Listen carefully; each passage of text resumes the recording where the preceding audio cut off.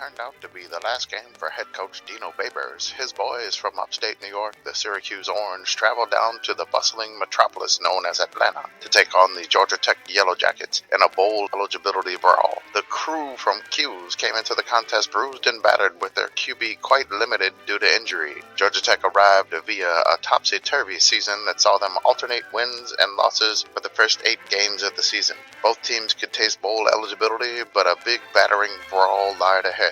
Tech trekked out to a 17-3 halftime lead as Q's couldn't cope with the Jackets' offensive advances. The Jackets jumped out of the locker room and joyously ran out to a 24-3 lead in the opening seconds of the second half. However, the Orange's optimism didn't dwindle. Q's courageously clawed back using tight end as a running back and confused the Tech defense. The Orange took their next possession for a touchdown that trimmed the lead to 24-10. The Jackets were jumbled up emotionally as a fine run was spoiled when the running back coughed up the pill and Q's corralled it. The Orange found another touchdown as tight end Dan Villari viciously vexed the Tech defense. However, the PAT snap was bobbled, keeping the Tech lead at 24-16. Q's continued their climb back in the battle, and the Orange found another score for 6. They tried a 2-point conversion for the tie, but Tech's defense denied the dalliance, maintaining a tiny 2-point margin, 24-22. The Jackets were jittery that their 21-point lead was trimmed to 2, but Tech took it upon themselves to close the contest. The jaunty Jackets juked,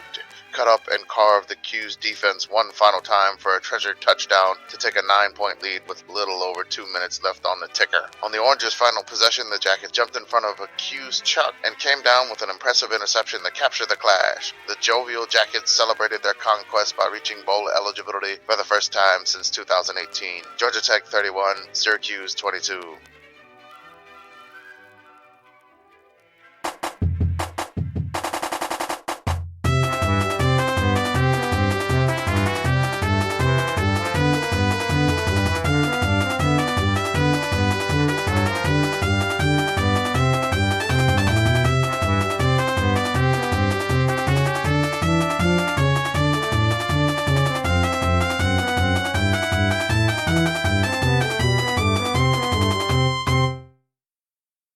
Welcome, everyone, to the Sickles Committee podcast. This is our podcast for the evening of November 19th, 2023. I'd just like to start by singing a little song. Alouette, gentille alouette, alouette, jette plumare. The Montreal Alouettes have just won the 110th Grey Cup. They have hoisted the one true cup. I think we can call it that. Man, no, you're going to get like all the Canadians mad about saying, what the hell about the Stanley Cup? Mm-hmm. Even though, Canada hasn't won the Stanley Cup. But a lot of Canadians it's like the second coolest cup then. Any trophy that you have to, you get to keep because it is, there's only one, you have to pass it on. Those trophies are great. I really like trophies where it is the one trophy and you have to only get it for a year and then you give it back. Okay. More trophies should be like that. I feel like we do too many of we just, have this random trophy. In a second here, we're going to try to get Joey on the line. Joey, our Canadian correspondent, is on the field at the Grey Cup. Joey, go for it. How was the game? Hello. Live on location. For context, I can't hear anything that our friends in the States are saying right now because it's very loud. But I'm in the celebrations in the Winnipeg Blue Bombers end zone, which is where the Alouettes won the game just a few minutes ago. The Owls are all on stage right now. Family and cheerleaders down here celebrating. Confetti went everywhere, and there's already been people doing snow angels and confetti. This was a fantastic game, probably the best game I've seen all year at any level. Real back and forth. Montreal, no one thought they had a shot at the start of the playoffs. Upset Toronto. They take down Winnipeg here. This game has been, this night has been so much fun. Thank you to the CFL Media Corps and everyone around for, I'll just say, humoring us, letting us hang out. It was a fantastic time. I mean, it's so much fun. It is very funny that the celebration is in Winnipeg's end zone, as you can see the W on the ground there. I won't take up too much y'all's time, but I'll go into it more on the next show when I get home into an actual studio. But such a fantastic game. Yeah, you guys have a great show. I hope you guys enjoyed watching it at home. Thank you for sending me out. Love you. Bye. Love you, Joey. Love you, Joey. Bye. Live from the Grey Cup, the Sickos Committee. What the hell? I love how we've had 2 live reports during a podcast now. It's great. This is what we do now. This is going to be our new thing.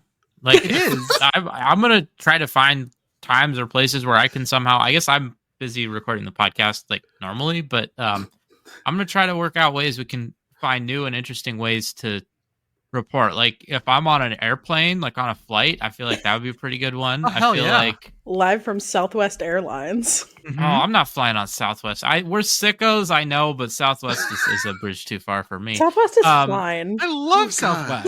Yeah. Damn. We're putting you on Frontier. Hey man, Frontier time, Arthur. We don't have time to get into this right now because we have so much actual football to discuss. Don't be you'd be offending. surprised because I got lots of opinion like 3 games. That's great. Don't be offending potential sponsors.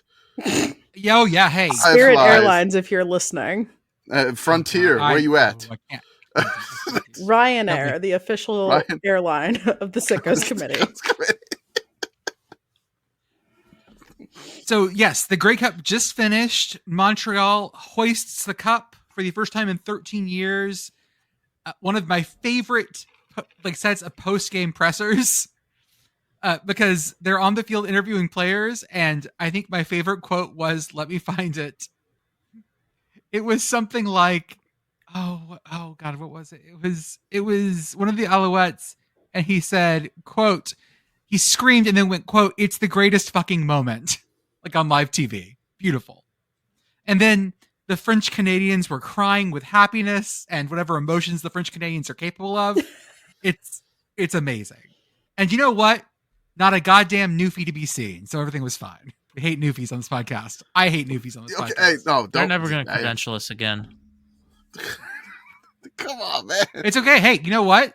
CFL doesn't go to the Atlantic provinces. They can't keep a team. It's fine. Newfies are also big and cute and fluffy. They do drool a lot, but I don't understand why you would hate them just because of that. That's good. Man, it sounds like this guy doesn't watch Shoresy. Also, congrats to Cody Fajardo. Is that how you say it? Help me here. Fajardo. He is the Grey Cup MVP, Nevada's own. Was member of the Wolf Pack, so good for him. It was a great night of remembering those guys. When I posted something about Zach Collaros scrambling, everyone in our missions was like, "Wait, you don't mean that Zach Collaros, right?" I was like, "Oh yeah, he's a franchise quarterback and generational talent in Canada." Hey, I don't mean to say you got Cody Fajardo, the quarterback for Montreal winning the Grey Cup. You have to mention the backup quarterback who was their short yardage quarterback, Mr. Caleb Evans of Louisiana Monroe fame. That's right. ULM mentioned in Canada, ring him. That's right. We win. We got Doug Peterson winning the Super Bowl with the Packers and as a coach, ULM. Now we got CFL champions for ULM. Monroe, baby. Where champions are born. That's right. They don't win. They don't win championships there, but championship players play there eventually. Sometimes. Hey, they won a championship. Hey, Stan Humphries is the only quarterback in human history to take the San Diego Chargers to a Super Bowl.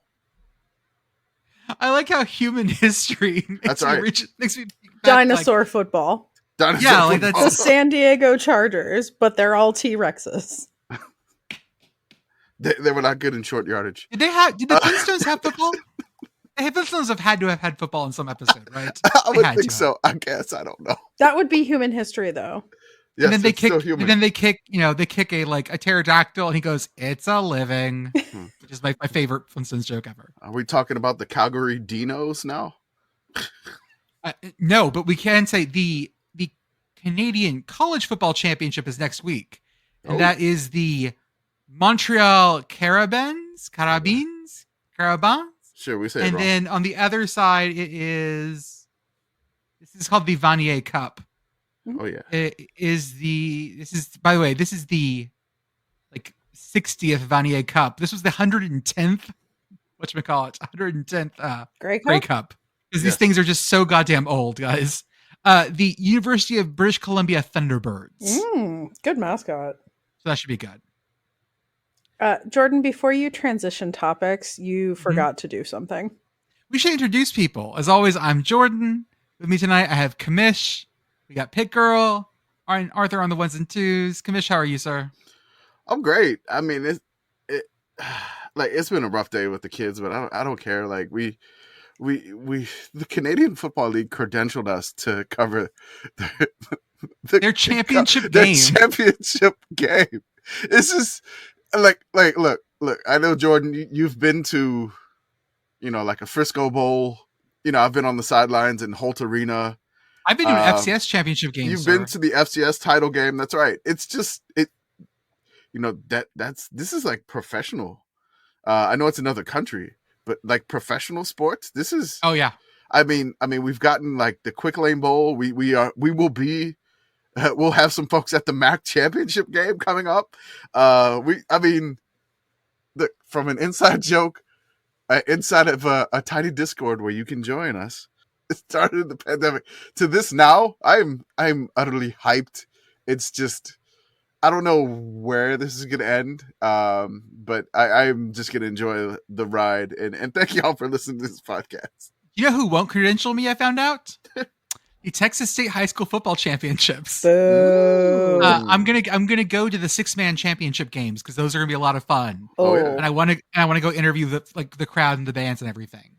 But they won't credential us. They only credential people who have they won't credential anyone who's only on social media. Oh. And if you have a website, you have to have at least 2 stories a day about Texas high school football. That is so much content. Jesus Christ. So much content. You know what? I'm going to just buy tickets and just show up and walk around. Okay. So next year, we have to make a website.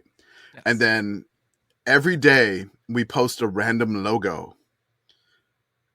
No, man. Hey, this is what ChatGPT is for, baby. Oh, okay. Finally, a use for AI written articles. Right. It does not say it has to be quality content. That's true. It just has to be content. Question. And the end zone went into hibernation. Close encounter of the athletic kind. Point of order, though. Does 6-man football? Are the bands for 6-man football also small? I mean, yes. I assume so because it's small high school, right? Okay, but so the high schools have to be under 100 kids to be in there. But the other cool thing about that is that the fields are different. So they actually march on different fields because the hash marks aren't the same and the width isn't the same. So you have to change everything about what you do. Ooh, tiny band. Yeah, and so it's really cool. They have 1A band has their own state championship and everything. They just had theirs this year. I forgot who won the 1A, but yeah, no, it's great. I'm super excited to go see this. Excellent. Because they play it at fucking Cowboy Stadium. Oh, that's amazing. And so they have to put cones down to shrink the field because the field is narrower and shorter. It's a whole lot of stuff. I'll go over all the rules. Coolest rule about 6-man football is that the quarterback cannot run it past the line of scrimmage. You have to have 2 exchanges before you can run it past. And so you have to select for very different characteristics in your players. Also, these games usually score over 100 points because it's just a track meet. Because once you beat the last dude, there's no one else there. It's a lot of fun. Well, let's transition into some dearly departed coaches. Unfortunately, Dino Babers is no more at Syracuse. I think we all sort of saw this coming. I think Dino is going to. It makes it sound like they killed him. Yeah, Dino. They did not execute. Otto the Orange did not execute Dino Babers on the 50-yard line. The full cast was joking about Texas A&M doing that for Jimbo. It would be cheaper. Yeah. No, I guarantee you somewhere in his contract is it's going to my kids and my grandkids. I guarantee it. The Dino Babers is out at Syracuse. This job is one of those of I'm not sure who they're going to get for this. But did you see who's going to be their interim coach for the next week or two? Nunzio Campanile, who is so deep in the roots of Northeast football. He was at Rutgers for a while, then at Syracuse. That is so fucking Northeast. I mean, he has been an interim coach at Rutgers and now Syracuse. What's the next level of interim coach in the Northeast? Boston College, UConn. Okay, or UConn. So if Jim Mora hires him on the staff next year, look out, Jim Mora. But on the other hand, Sam Pittman is staying at Arkansas. And the Arkansas AD said, this is how we're going to go. That's interesting. I wasn't expecting that. But someone made a point on Twitter, I can't remember who it was, that it feels like because this season isn't super silly yet, Arkansas could move now and probably do better than if they wait for next year, and it might just get more of a clusterfuck. I'm not sure about that. I don't know. I don't know if you can predict it like that. My theory on Sam Pittman is that the AD has a bell, and as long as he can still hear the bell ringing, Sam Pittman is still the head coach. And once you can no longer hear then you got to move on.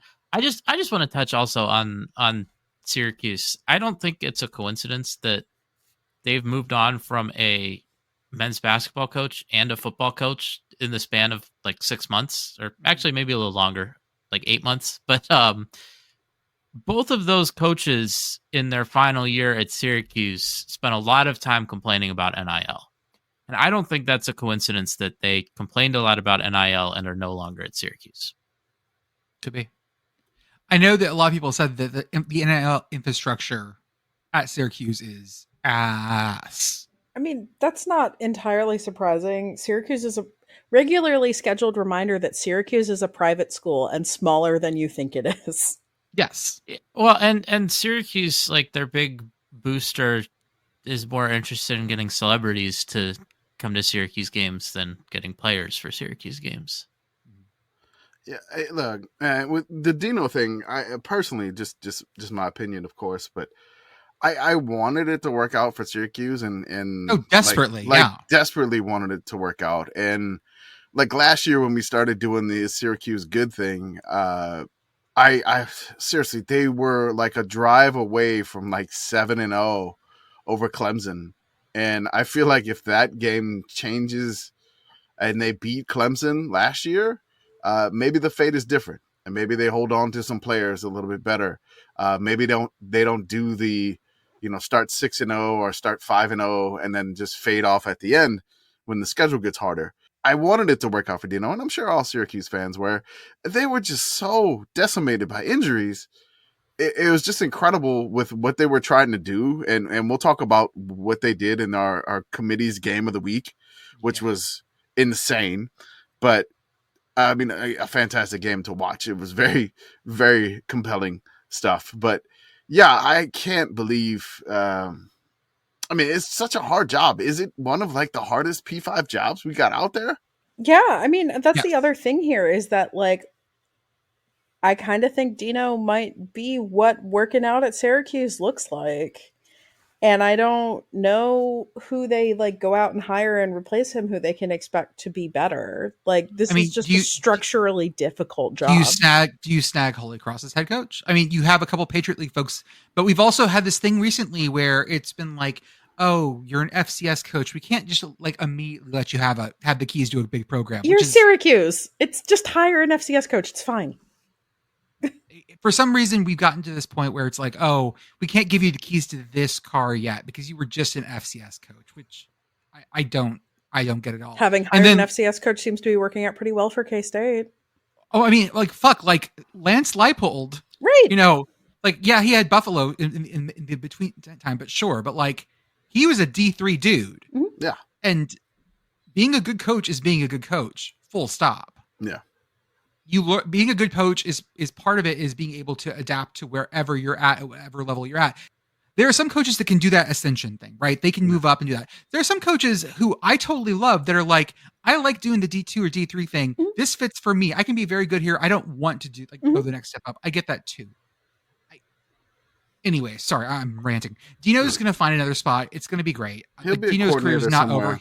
The one thing that always gets me about Dino's career is that he played for Hawaii. Yeah. Like he was on the Hawaii football team. He was born in Hawaii. Yeah, he was born in Hawaii. It's just one thing that just it just like Pitt Girl's face is like it's the it's kind of like the Tom Herman, the FAU. But yeah, I just seeing Dino in like the whole Rainbow Warriors like uniform back in I think it was like the 70s, I think. But yeah, it's incredible. Just a random Dino Babers fact. And I mean, he started coaching at head coach Eastern Illinois. His starting QB was Jimmy Garoppolo. Then he went to Bowling Green, and then he wound up in Syracuse. So we wish you all the best, Dino. It just drop Dino in the his Hawaii in his Hawaii uniform. It's great. It's fantastic. Oh, that's amazing. It's amazing. Yeah. He's been all over the place. He'll keep being successful. I mean, he elevated Bowling Green in 2 great seasons. And before that, like he took Eastern Illinois to the fucking NCAA FCS quarterfinals in 2013. So like, this is whatever. Like, okay, it did not work out at Syracuse. That's fine. He's either going to go be an offensive coordinator somewhere, or he'll go back to the MAC or something. Like, but this is not over for him unless he wants to just do something else for a year or two. In which case, hey, thumbs up. Go be a fucking analyst. One of my favorite things ever was watching one of the very first coaches' rooms for the title game, and Dino Babers just being like Captain Caveman, being like, a fucking, let's do it. Like, these guys are playing too slow. Fucking RPO this shit. Loved it. Do that again, Dino. Perfect. Put him on MAC game, on like Mountain West games on Friday nights. Oh, done. Sell me. Winner. Okay, let's talk about some games first. Would you all like to talk about that Pitt game? Yes. Hell yeah, go for it. 3-win Pitt. 3-win Pitt. Beats Boston College. A Boston College who looks a lot better than I thought they were going to. Get hype. Yeah, shout out to 3-win Pitt. Shout out also to like ACC ref fuckery at the end of the game. It was weird. God, that game, we would never get that fourth quarter. See, this is my fault because I was at this game and I turned to the people sitting next to me with, I don't know, I think like 5 minutes left in the fourth quarter. And I said, like, wow, this game is going by really quickly. And for those of you who weren't watching, basically the thing that took forever here, there was a call of an illegal forward pass. So the penalty for an illegal forward pass is a 5-yard penalty from the spot of the foul. They marked it off initially at 5 yards from the line of scrimmage, which it was 1 yard past the line of scrimmage. So then they line up, get ready to start play, blow the play dead, be like, no, we need to respot the ball in the right place. Okay, they do that. Then, again, the teams line up, they get ready to spot, they're ready to snap the ball, and they blow it dead, and they say, oh, no, we're going to review this to make sure that we got the call right. They review it. They don't change it. Then they get all lined up again, and finally, like but the other thing though is that because of the state of the game, there's some rule, right, where if you throw an illegal forward pass and it's at the end of the game, like the clock keeps running. You can't stop the clock, right? I mean, because otherwise you might have a situation where you trade 5 yards for stopping the clock in late in the game. But they had to start the clock every time, and then when they like blew it dead to then go, like then they had to go and reset the clock and figure out what that was going to be. So reset the game clock 40 seconds. It took like minutes just for this one decision. Please reset the game clock to 40 seconds. Just it happened at least like 4 times, I think. Yeah. And it was they kept running it and then resetting it. But yeah, I mean, I don't really have a ton to say about the actual product on the field. I think that Pitt gets 1 win per starting quarterback. So unless there's someone new next week, that's probably not that interesting. I'm more interested in seeing if Pitt can find 15 different quarterbacks next season to really run through the regular season and the playoffs and national championship. Seems fair. I would like to take a second also to appreciate, this is the main ACC ref fuckery, but there was some fuckery in the first half too, where there was like a mystery timeout that nobody took, but it happened anyway. Oh, that was fascinating. People at the game were confused. I was at home watching the game and I was confused. No one understood what happened there. There was just a timeout that no one took, apparently, for reasons. Yeah, also shout out to Rodney Hammond for finally appearing and getting the ball. Imagine if we had given him the ball more earlier in the season, what that would be like. How did other Pitt Athletics do this weekend? Pitt Athletics generally had an excellent weekend. Men's basketball kicked ass Friday night. Volleyball, I spent a lot of Saturday when I was not in a COVID vaccine-induced nap haze, watching women's volleyball beat number 4 Louisville in a reverse sweep. Nice. This is a huge rivalry in the ACC. Pitt women's volleyball is very good. Shout out to Coach Fish. They've made the Final Four 2 years in a row and have not been able to advance past that. And from what I understand from the regular season volleyball nerds, this game was very important for seeding in the tournament too. Okay. So shout out to that. Wrestling beat number 17 Lehigh, and women's soccer has advanced to the Elite Eight for the first time ever. This is a huge deal. Women's soccer was really bad when I was in school, and they have improved a lot. So that's super exciting. Women's basketball unfortunately lost the city game, and men's soccer lost in the first rounds of the tournament, but no one's perfect. It's been a pretty good weekend. The victory lights have been on for like 5 consecutive days. Let's go. What's the city game? Duquesne. Then on Friday we have, well, first off, Nichols wins against Southeast Louisiana on Thursday night in FCS action. Nichols wins the FCS auto bid for the conference, which is awesome. Good job, Colonels. On Friday night, we had South Florida at UTSA. UTSA, like with Frank Harris, UTSA, again, is just an absolute machine and is in his 7th year, I believe. Yes. Which is, you know what? He's had a lot of injuries. He's had a ton of injuries, and then he got the COVID bonus year. Like this year, too, he's had a bunch of injuries to fight through. The coaching staff even had to tell him to, like, not play through them. And he's like, no, you're not going to play through them. And so he's finally healthy again this year. And, is he back? And he's at, man. That was, I thought it was going to be a crazy pointy game. We got a lot of points. And then, like, South Florida just could not keep up. South Florida's defense is not good enough. But, I mean, not many defenses slow UTSA down. The pointsy game was Wazoo 56, Colorado 14. Jesus Christ. I fell asleep early on this one. Nope. And I missed one of the plays of the year. Commish clipped it and found it. And thank you. Done. Because Colorado's third string walk-on, QB completes a pass to himself. He gets bounced. It comes back to him. And then he throws an interception. Isn't that an illegal forward pass? It is an illegal forward pass. But guess what? The one exception to the illegal forward pass rule is when you throw an interception. So the INT counts. Like in the book, there's actually a specific like explanation of because in the NCAA rule books, like any good rule book, there are like exceptions that describe what happens. This is literally one of them. Yeah, like it's nuts. He comes back to him and he throws the fucking int. Look, my god, this game was nuts. I don't understand. Like I kind of understand what happened. Oh, I know exactly what happened. That Colorado offensive line is assy ass. And look, their defense is not great either. So I'm just gonna say that there. Like I did a tweet just doing a funny tweet because I remembered the video of this one high school team bringing out their offensive lineman in like a horse trailer onto the track of the field. And then like shaking the thing and I was like, hey, can we order one of these for, Colorado and their offensive line? Because they just gave up their 54th sack on the year. Ouch. And so it's like they need an offensive line. Apparently that tweet made it into like a Sports Illustrated article. And the Sports Illustrated like a web article quoted us twice in it. And again, I should have like said that because they just gave up their 54th sack on the year.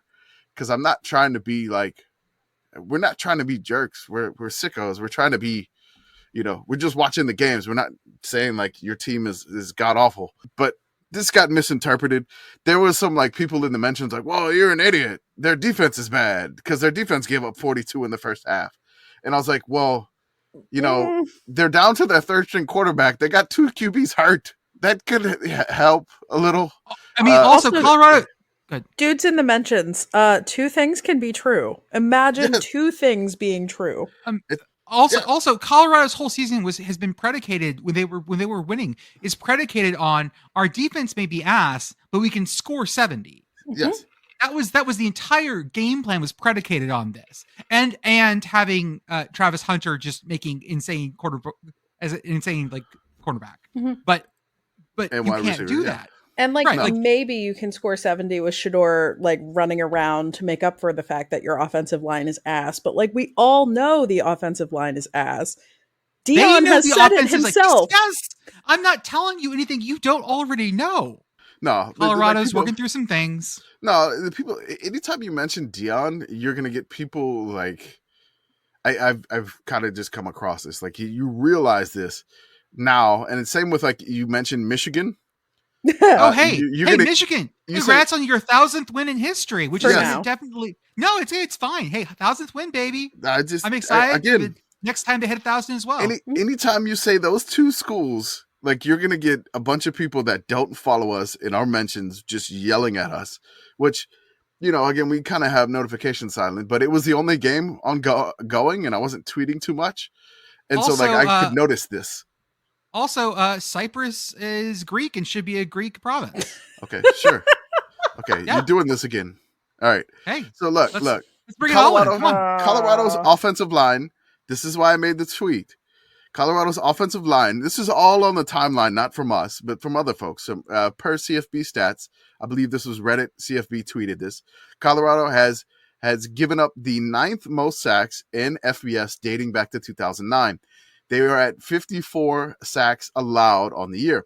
Now, this could be a combination of Shedeur not holding the ball too long or whatever. I'm not blaming whatever side. It's just they've given up this many sacks. The only schools to give up more sacks in a season are 2022 Akron. They gave up 56. Under Cuffler, under siege. Last 2022 Colorado State gave up 59. That makes sense. Then Akron in 2021 gave up 63. Then Akron again in 2019 gave up 58. Oh, Akron. God, poor. No wonder why the quarterbacks get hurt often. And poor under Cuffler, stay healthy, please. Then in 2012, Wazoo 57. 2011 Pitt gave up 63. 2010 Rutgers gave up 61 sacks, and then 2009 Miami, Ohio gave up 58. So there was a lot of problems with the Colorado team, and then people were like, "You idiots were hyping up Colorado." I was like, "No, we weren't.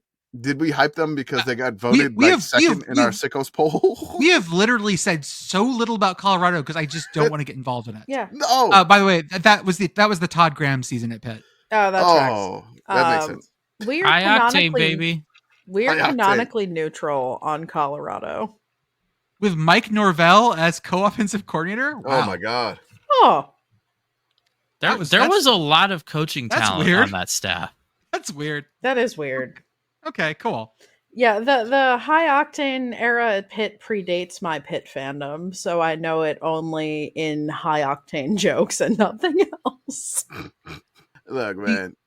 Again, we don't really talk too much about Colorado. We know it's a really ridiculously.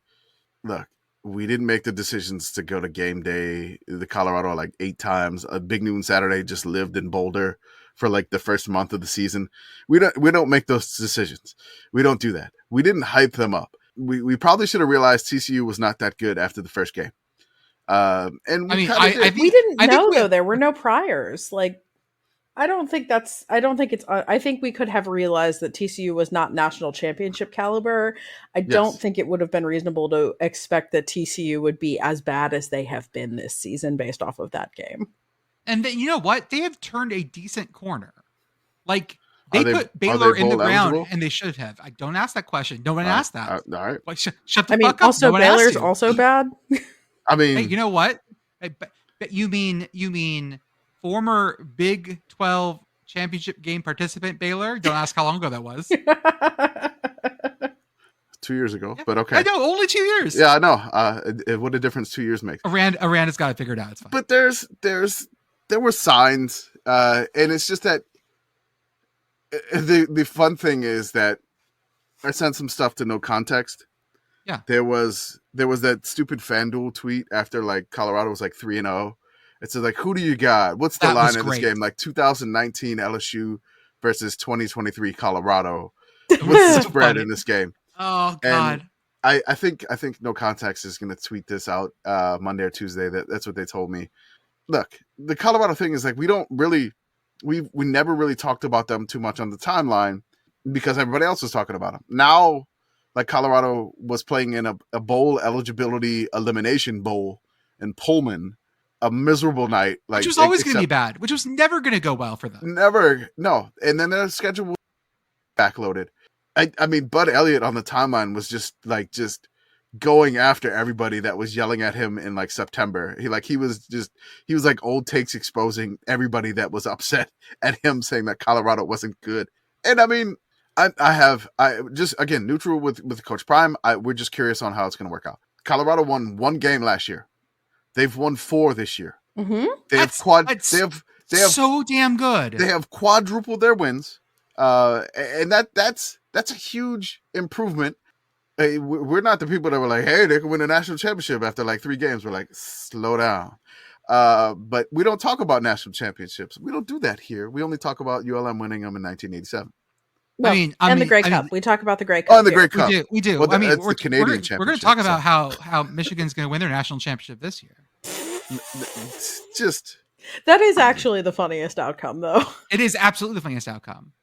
I'm going to channel this because I want people to lose their mind putting asterisks next to M's for the next year, because it's going to be just our good friend Craig, who is sort of like he was originally the ombudsman of the Sickles Committee, I believe. Like he was like our Jiminy Cricket for a while before we calmed down. I told him congratulations on the 1,000th win, and I told him I'm not going to post about it though, because the minute I open that, it's like I don't want to babysit that thread because it's just good. It's just going to be shitty takes. And he goes, "Thank you. I sort of see what you mean." And then like 30 minutes later, he comes in and goes, "Yeah, I opened like the Fox thread about it and just noped out of it right away." Yeah, no, I just whatever. I'll post about that in fucking July. Whatever, it's fine. Like, oh, had this one in the archives, guys. Congratulations, Michigan, your 1,000th win. We'll see. I do want to talk about, we're gonna do this. We're gonna talk about some games in particular, but let's do this big thing. It was Super Safety Saturday. Come on, I gotta say so many this. goddamn safeties. Hold on. Let me go. Let me do this. Can we get like an echo effect on my voice here? I don't know if Arthur can do that yet. He can. Hit the echo effect. All right, here we go. Get in post. It is Super Safety Saturday. Saturday. Bah, bah, bah, bah. It was. We had so many safeties. Look, we had 2 in the Michigan game. Look. Hartzell emailed us from the college football blitz. So I have to send him like, the tweets that we do and promote so he can send stickers to people that reply. So I was like, hey, this is the tweets and here's some replies. These folks win stickers, or he'll ship them out. He does that for and we promote the blitz and on the blitz, like we didn't sponsor